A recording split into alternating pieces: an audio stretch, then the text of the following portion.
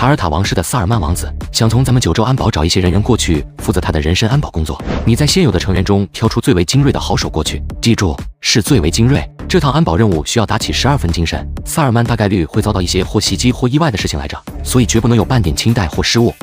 老爷，已知情况是有人想加害那位叫萨尔曼的王子。对，当前卡尔塔王室宣布了将重立王储，并且放弃沿用顺位继承的方式，所以这里头必然会衍生很多乱子的。毕竟类似于这种情况，在古往今来中，往往都是避免不了同时操戈的现象发生的。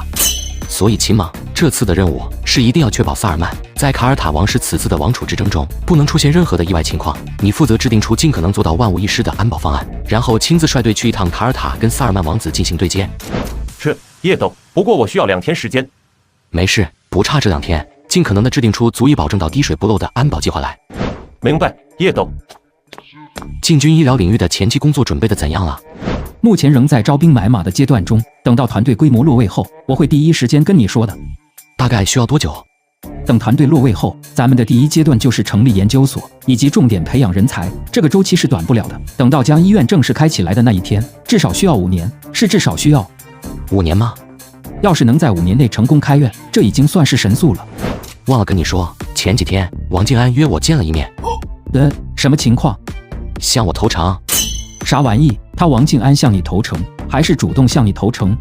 叶成英如似听到了什么不可思议的事般，他知道叶松将王静安碾压了一次又一次，也知道这位曾有着4、9成新生代第一人之称的王家未来，已经连心气都被叶松给挫灭了。但要说那位新生代第一人主动投诚的话，这明显是太过于匪夷所思了呀。上次的约见中，他说他知道我意图进军医疗领域的事儿，继而主动提出只要我张嘴，王家绝不会有任何推脱之说。王家在这一领域上的资源都能对我提供。这他娘的是王静安的作风。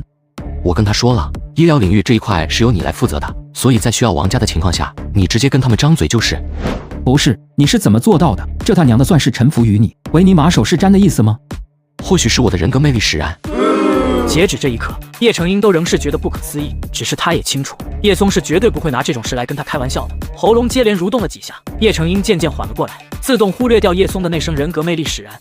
相比起王家的资源，王静安的个人资源同样不可小觑。很多时候，连我都不得不承认，叶成英4、9成新生代第一人的头衔真不是盖的。可以这么说，再给他10来年，他所编织出来的那张网将会形成让人难以想象的能量，而且越往后越恐怖。甚至是不夸张的说一句，到了那时候，可能连紫禁方面都得头疼。所以老爷，该说不说，我不知王静安那厮是真心臣服还是想着当韩信，但不管是真心臣服还是怎么着，你都得将他手上的那张网逐步掌握过来才行，否则假以时日的未来某天，就怕会对你形成反噬。当然了，若能将王静安编织孵化的那张网掌握到你自己手上的话，到时非但不会有反噬之说，相反还会成为你王冠上的一颗明珠。怎么着？如果说王静安凭着那张网假以时日会让紫禁方面头疼的话，那么到时候掌握着那张网的我，岂不是更得被紫禁方面担心养虎为患了？你跟他不同。怎么个不同？他有上位野心，而你没有。他心里头装着的是王家跟他自己，而你装的是家国。错若如此，紫禁那边怕是已经对9州安保动手了。在这些问题上，你别跟我掰扯。我耳濡目染30几年，论觉悟跟嗅觉，你肯定不及我的。我前世89岁白活了。看着叶成英那满脸的凝重之色，叶松心中暗自哭笑不得。虽然内心深处哭笑不得，但叶松不得不承认叶成英说的是对的。就王静安那种主，且不论他现在是不是真心臣服都好，假以时日，若是被他逮住机会，一定会反扑的。想要彻底驯服那种主儿，不是难不难的问题，而是根本不现实。这一点，叶松显然是心里有数的，但他却完全不担心这个问题。在自己这位重生者的面前，他是绝对不会让对方看到翻身希望的。现在如此，以后也是如此。王静安那边的问题你就不用去操心了，我不会让他看到任何翻身反噬我的希望的。至于说他手上的那张网，我没那份闲心思去经营。不过你要是有兴趣的话，可以用我的名头去慢慢渗透。正好我之前也有成立一个组织的想法计划，名字都已经想好了，叫同济会，只吸纳各界的精英翘楚，以一方有难八方支援为宗旨。回头时机成熟，条件允许了，咱们就进行创立，由你来挑大梁，如何？叶成英闻言眼前一亮。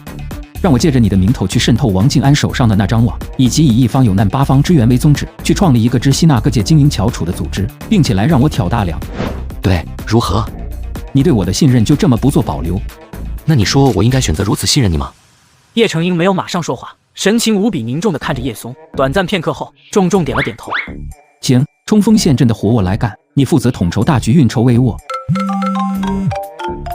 你好，哪位？我何正风。我去一下洗手间。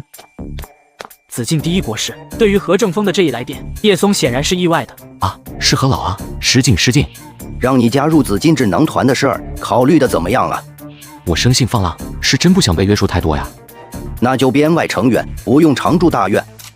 编外的话没意思啊，整的就跟不入流似的，倒不如自由身好了。反正这也不影响高层一声召唤，我就随叫随到。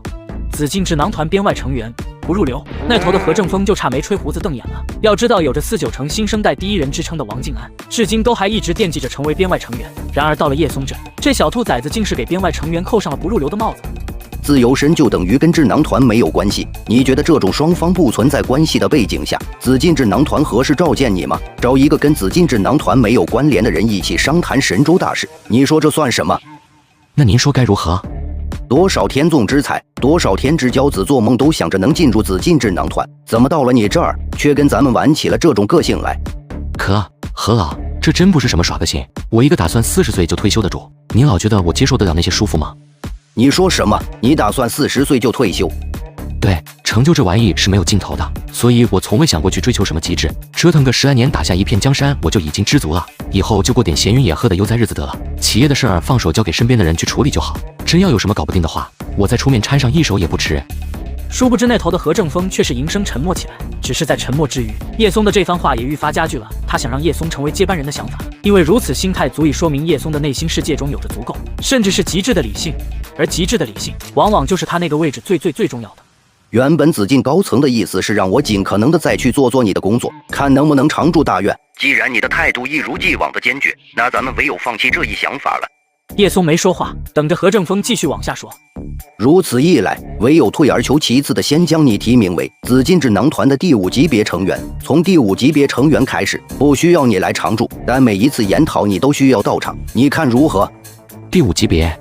对，如果你愿意常驻智囊团大院的话，哪怕你的加入会引发诸多争议跟质疑都好，咱们都还能顶着压力给你一个高级别身份。但你拒绝常驻，这让咱们根本找不到任何去面对争议的理由，所以只能让你从第5级别开始。何老，这比起编外更不入流吧？对，如果是智库的编外人员，那么别说是第5级别，就算是第2级别都没有可比性，因为智库的编外成员是直接对接智囊团大人，甚至是对接咱们的首席序列的。何老，如果是第5级别的话，我有加入的必要吗？当然了，我不是瞧不起您所说的第5级别，而是我能起到的作用并不大吧？毕竟有我没我，区别想必应该是不大的。的确，第5级别的意义并不大。最直观的说法就是鹅厂的马化天、阿里的马云、华为的任正非，都是智囊团这一机构下的第5级别成员。从某种意义上，这更多只是一重身份的象征，一重被高层所认可的象征，仅此而已。但是，哪怕说这重身份不会成为他们犯错的保命符，哪怕他们在成为第5级别成员之后，需要不断的证明自己够得上这重身份所赋予他们的光环，可这对于他们而言，也已经是至高无上的荣耀所在了。毕竟泱泱神州，商界层面也仅有这3人。你若加入，便是第4个。我知道你跟他们不一样，你要的不是混个头衔，染上一层光环这么肤浅，可这却是往上晋升的必经之路。何老，我要是没猜错的话，第5级别的成员连智库大院的大门口都进不去吧？你可以成为那个例外。叶松再度沉默，大脑高速转动着，为此琢磨起来。这时，通话那头的何正风继续道：如果你真有加入智囊团的意愿，我觉得从第5级别成员开始会是一个不错的选择。这个决定是我跟老总深入探讨过后，觉得比较相对适宜的方案。咱们都知道，第5级别的成员身份对你来说肯定是鸡肋之极，甚至是以你的能力，说是高射炮打蚊子都不为过。所以咱们的意思是，明面上你是第5级别的成员，私下咱们会在合适的时间操作一下，给你准备一重可以合情合理的进入智库大院的身份。何正风的一字一句，无不都透露着对叶松的重视程度，并且从话里话外中透露出来的，更是代表着紫禁之主的意志所在。在那番绝对够诚意的话下，叶松一时间甚至是止不住的升起了一种自己何德何能的感想来。既然何老把话说到了这份上，那我再去拒绝也就是不识好歹了。你这是同意了？就您老说的这些，我似乎已经没有再去拒绝的好理由了。好，明年年初官方将会更新智囊团的成员名单，到时候你的名字会出现在里头。好。还有个事，何老您说，老总跟我说，如果你同意加入的话，那就入京一趟，他想跟你当面聊聊。老总让我入京跟他当面聊，这对于紫禁之主这一出，叶松属实是有些被惊到了。没等何正风应声，何老，我突然有些好奇，你们怎么好像是急着让我加入智囊团似的？而且就因为我答应加入，老总还让我入京一趟面见他。该说不说，这多少有些不太正常吧？能说说这种不太正常背后的缘由吗？难道不是该由你来自行分析吗？叶松微微一怔，眉头随之轻皱起来。对于骤然静音下来的通话，何正风并未开口去干扰。1分钟后，是因卡尔塔王室罢黜王储一事。那头的何正风闻言一愣，当真不愧是连王静安都得被牵着鼻子走的主儿啊！何老过奖了。在卡尔塔王室罢黜王储一事发生后，我当晚就入紫禁跟老总说了，你当时在智库大院中跟咱们说到的那一部分，也是由此才在老总的主导下探讨起如何将你纳入到智囊团的事儿。原本老总是想着再缓一缓，再磨一磨你的，但在卡尔塔罢黜王储一事上，老总算是彻底被你给震到了，为此也改变了先前缓一缓磨一磨的计划。您老没在老总面前给我戴高帽吧？你小子还用得着我去戴高帽吗？言归正传，将手头上的事儿都放一放，赶紧进京面圣，别让老总等你。行，不过为了不耽误老总的日理万机，我明天下午再飞燕京吧，入夜再行觐见，您看如何？